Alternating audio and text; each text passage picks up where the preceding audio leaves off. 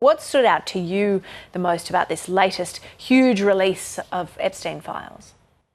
So there were two things that stood out most to me. One was how close Epstein was with Steve Bannon, one of Donald Trump's closest advisors, and just how much further we now understand Jeffrey Epstein's network to have extended among major world leaders across Europe and obviously in the UK. Interestingly, though, we've seen survivors label this latest release outrageous, saying the scale of failure is outrageous and indefensible from the Department of Justice. There seems to me that there's a lot of anger about not what's included, but what's not included. That's entirely right. Look, the law that is providing for the release of these documents required that all of these documents be released by December 19th, which at this point is more than 6 weeks ago.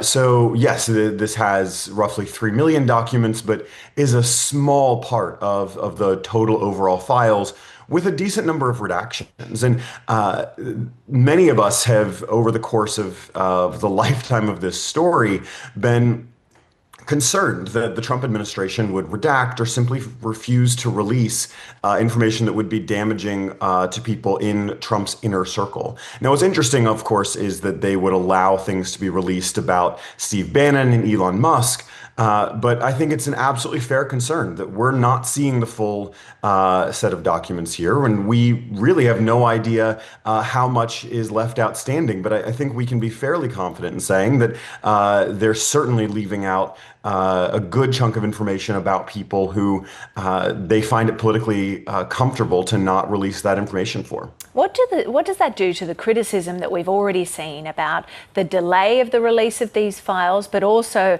that there's not that transparency that people are looking for?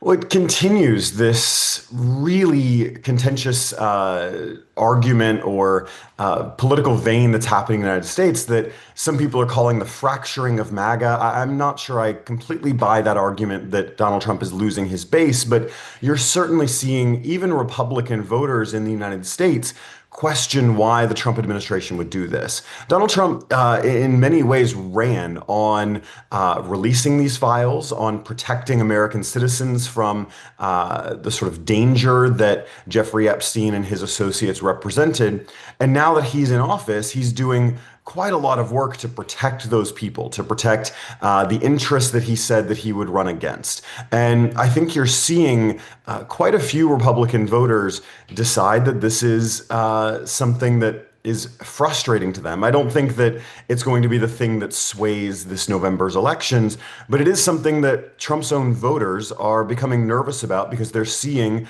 that Donald Trump was never serious about releasing these files and was never serious about helping the public understand this, only in using these releases to gain one political advantage or another. So that's the Republican voters. How do you think we'll see over the coming weeks both how the Republicans themselves, but also the Democrats, because we're seeing names from both sides included in these files, how do you think we'll see them react over the coming weeks to this information?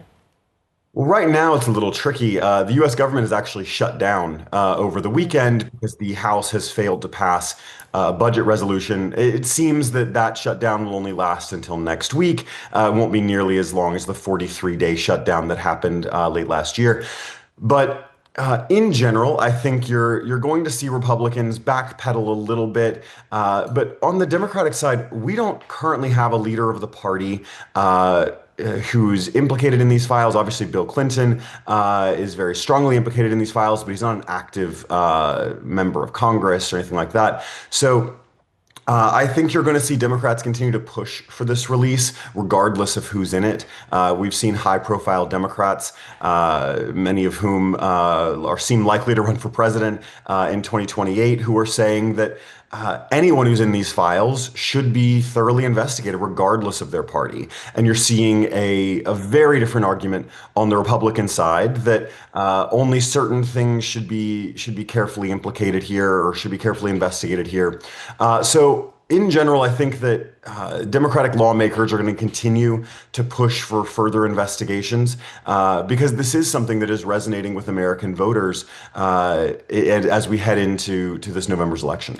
You say there'll be the continued push for more files to be released. It certainly seems to be indicated that this is the last, at least, big drop of files. So what do you think will happen to those files that we haven't seen yet?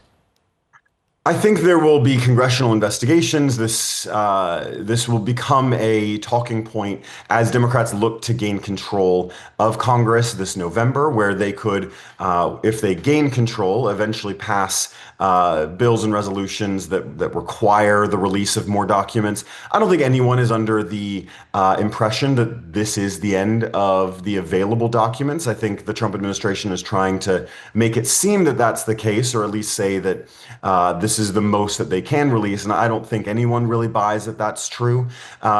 But I think, again, this is going to become very much part of the political conversation, part of the accountability argument that you see parties in opposition try to make as we head into these midterms, that the Democrats are going to go in and try to force the Trump administration to release more of this, which does seem to be on the side of public opinion in the U.S. right now.